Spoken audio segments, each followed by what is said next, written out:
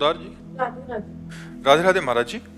महाराज जी, भगवान पे अति निष्ठा, मतलब बहुत ज्यादा निष्ठा कैसे बनाएं? जैसे मीरा जी की थी, जैसे गजानन की नारायण पे थी, आजकल इस कलयुग में संभव है महाराज जी?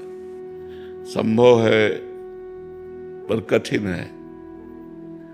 असंभव नहीं है पर कठिन है, क्योंकि सबसे पहली शर्त है जननी जनक बंधु सुतदारा, तन धन धाम सुहृद परिवारा, और सबकी ममता ताग बटोरी, मम पद मनहि बांध बटोरी। यही हम फेल हो जाते हैं, पहली शर्त में फेल हो जाते हैं। सबकी ममता ताग बटोरी, मम पद मनहि बांध बटोरी।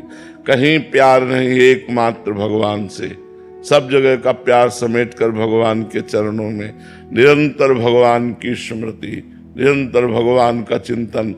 तो जैसी मीरा जी की स्थिति थी वैसी हो जाएगी। देखो, पहली शर्त मीरा जी की पूर्ण हुई, मेरे तो गिरधर गोपाल दूसरो न कोई।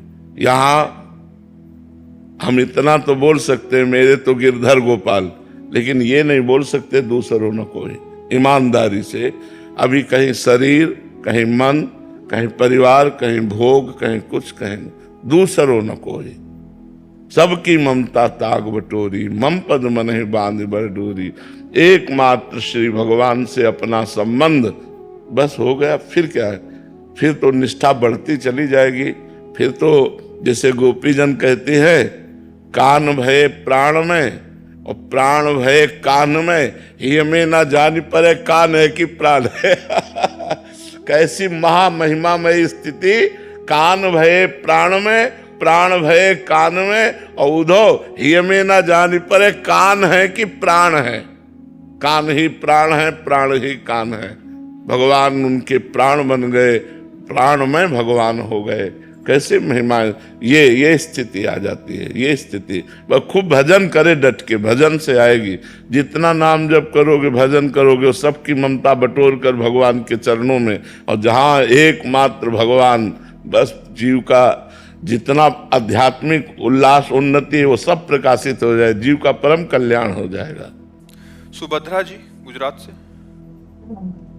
राधे राधे महाराज जी। महाराज जी, हम सब भगवान के अंश हैं, हम सब भगवान में से ही उत्पन्न हुए हैं, और अतः अंत में भगवान को ही पास जाना है। तो महाराज जी, भगवान ने ये जन्म और मृत्यु बनाया ही क्यों? सब उनके ही है, तो भगवान अपने अंश ही अपने पास क्यों नहीं रख लेते अपने अंश को? भगवान अपनी गोद में लिए हैं बच्चा। भगवान तुम्हारे हृदय में बैठे हैं, और तुम और भगवान दो नहीं हो। बस यही अज्ञान तो हटाना है। अज्ञान हटा, सब समझ में आ जाएगा।